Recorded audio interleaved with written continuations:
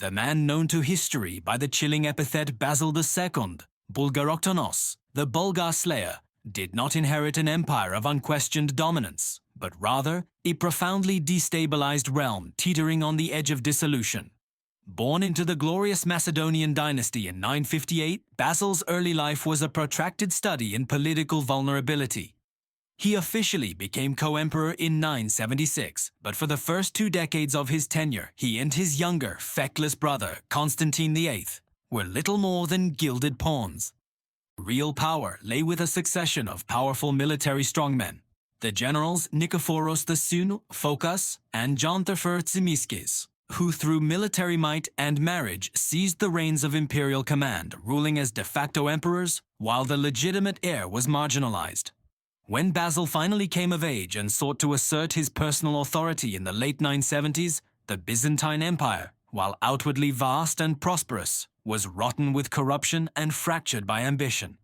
The true threat to the centralized state resided not in any foreign power, but within the colossal, land-owning, aristocratic families of Anatolia.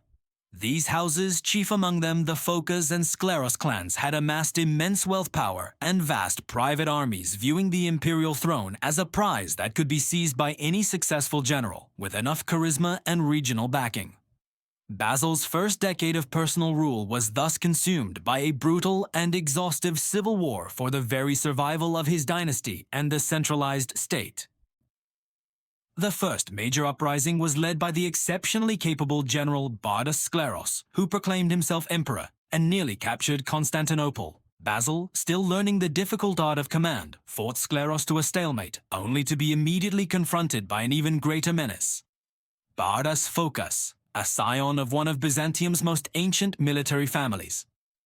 The conflict between Basil and Phokas was a near-fatal affair lasting for years and requiring the emperor to mortgage his sovereignty and wealth to secure essential alliances, including the critical deployment of Varangian Guard mercenaries from Rus who would become his lifelong personal protectors. The final decisive confrontation occurred at the Battle of Abydos in 989. Basil, demonstrating remarkable personal courage, positioned himself on the battlefield. The rebel general, Bardas Phokas, while approaching to engage the emperor, suddenly collapsed and died, likely due to a sudden illness. Phocas's death instantly decapitated the rebellion, causing his armies to dissolve. This period of internal strife was the defining crucible for Basil II. He emerged not merely as a victor, but as a solitary, hardened autocrat with an absolute lifelong distrust of the aristocracy, who had threatened to tear the empire apart for their own gain. From that moment, Basil dedicated his life with an almost monastic intensity to the security and centralization of the empire. He famously lived the austere life of a campaigning soldier, eschewing the typical imperial luxuries of the great palace. Most crucially for the stability of the empire, he never married and had no heir, ensuring that his focus would never be diverted by dynastic politics or familial succession. His revenge against the corrupt nobility was methodical and far-reaching. He enacted the infamous allelengeion law, a severe but brilliant piece of fiscal legislation. This law forced the rich landowning magnates to assume the tax responsibilities of their impoverished neighbors. This policy served a dual purpose. It ensured the survival of the vital peasant class, the stratiotai or soldier farmers who provided the backbone of the Byzantine armies, and it systematically eroded the financial power and independence of the great aristocratic families. Basil's centralized administration ensured that the state treasury was always full, allowing him to finance his constant military campaigns without relying on the often rebellious regional elites. It was during the chaos of the civil wars that the greatest external threat of his reign emerged: the formidable Tsar Samuel of Bulgaria. Taking advantage of Constantinople's preoccupation, Samuel had aggressively restored the fortunes of the First Bulgarian Empire, establishing a formidable state that challenged Constantinople's authority across the entire Balkan peninsula and pushed its borders deep into Byzantine Greece. Basil II's first attempt to contain this threat was rashly executed in 986 and ended in absolute humiliation at the Battle of Trajan, East Gate. The Bulgarian forces ambushed the Byzantine army in a narrow mountain pass, inflicting immense casualties. and forcing Basil to flee, leaving behind his imperial baggage, standards, and a stinging sense of defeat. This moment was the profound psychological wound that would fuel his relentless pursuit of vengeance over the next 3 decades. From the humiliation of 986, the contest with Bulgaria became Basil's all-consuming purpose. The Bulgarian Wars were not a swift campaign, but a protracted, grueling war of attrition lasting over 30 years of near-continuous campaigning and military planning. A commitment virtually unparalleled in the history of the medieval empire. Basil immediately recognized that Tsar Samuel was a skilled military leader, a master of mountain defense, fortress warfare, and exploiting the difficult Balkan terrain. Samuel would not be defeated in a single set-piece battle. Basil's strategy became one of systematic destruction and relentless pressure. He transformed the nature of Byzantine warfare. No longer would campaigns be seasonal or dependent on the whims of aristocratic generals. Basil committed to leading the army personally on annual expeditions deep into Bulgarian territory. This personal command was key as it ensured absolute discipline and dedication to the long-term strategic goal. His primary military objective in these yearly campaigns was not merely to defeat Samuel's armies in open combat, but to destroy the economic, agricultural, and infrastructural basis of the Bulgarian state. He seized and razed fortresses, devastated agricultural lands, and systematically burned crops to starve the Bulgarian population and deplete Samuel's reserves. His troops would spend weeks in enemy territory, meticulously rebuilding and garrisoning captured fortresses behind the constantly shifting front lines, creating a dense, interconnected defensive and logistical network that inexorably tightened around the Bulgarian state. This method was slow, painful, and demanded immense logistical support, which Basil's efficiently managed treasury was able to provide. While Samuel fought back fiercely, often employing Fabian tactics, raids, and utilizing heavily fortified mountain passes to stall the Byzantine advance, he could not stop the relentless, methodical progress of the imperial machine. Basil's forces were better supplied, better trained, and crucially were constantly reinforced, while Samuel's forces were being bled dry year after year. This long-term commitment transformed the military landscape of the Balkans. This grueling endurance test finally culminated in the year 1014.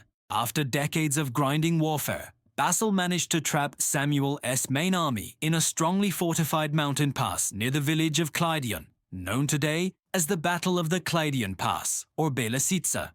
The Bulgarians had constructed deep trenches, palisades, and stone walls, effectively blocking the main Byzantine advance. A frontal attack by Basil's forces failed to break the deadlock, and the battle risked becoming another costly, frustrating stalemate. The strategic genius that Basil had cultivated over the preceding decades paid off. The general Nikephoros Xiphias was entrusted with a crucial, desperate flanking maneuver, leading a specialized force through a hidden, treacherous mountain trail to appear unexpectedly behind the Bulgarian defenses on July 29, 1014. Xiphias's shock attack from the rear caused immediate panic and disarray among the Bulgarian defenders. Basil, seizing the decisive moment, ordered a final, furious frontal assault. The Bulgarian army was utterly routed, and the Byzantines captured approximately 15,000 soldiers. The aftermath of Kleidion became the event for which Basil is most morbidly remembered. In a calculated, brutal act of psychological warfare intended to crush any remaining will to resist, Basil ordered the mass blinding of the captured Bulgarian army. According to the contemporary chronicler John Skylitz's, 99 out of every 100 prisoners were blinded. The 100th man was spared one eye to guide his sightless comrades home. When this staggering, horrific column of mutilated soldiers reached Tsar Samuel, the shock was too much to bear. Samuel collapsed and died of a heart attack 2 days later, marking the symbolic, definitive end to the Bulgarian resistance, and earning Basil the fearsome title, Bulgaroktonos. Basil continued his final campaign for another 4 years, securing every remaining fortress and systematically annexing the entire territory. By 1018, the First Bulgarian Empire was completely absorbed into the Byzantine realm, an unparalleled military feat that restored the imperial frontier to the Danube River for the first time in over 3 centuries. Basil, however, exhibited pragmatic statesmanship in the peace, treating the conquered population with surprising leniency. He maintained their low taxes, preserved local governance structures, and integrated the Bulgarian nobility into the Byzantine provincial administration, thus ensuring the long-term stability and loyalty of the newly acquired territory. With the Balkans secured after this 4-decade-long vendetta, Basil, in the final years of his life, directed his efforts eastward. He consolidated Byzantine control over the key buffer territories of Armenia and Georgia and prepared a major expedition against the Fatimid Caliphate in Syria, demonstrating that his military focus was comprehensive and global. His administration remained robust, the treasury was full, the military was professional and loyal, and the aristocracy was politically neutered. When Basil II died in 1025, after a remarkable and grueling 49-year reign, he left behind an empire at its territorial and financial zenith, the strongest Byzantium had been in centuries. His life was a testament to personal asceticism, unyielding determination, and absolute autocracy. He had saved the empire from both internal collapse and its greatest external threat. His immense legacy, however, carried a fatal flaw. His reliance on his singular, indomitable will and his deliberate marginalization of the military aristocracy meant that the system he meticulously constructed began to decay immediately upon his death. The Bulgar Slayer ensured the survival and dominance of the Byzantine Empire for a century, but his successor, the incompetent Constantine VIII, quickly undid many of his administrative checks, setting the stage for the eventual decline.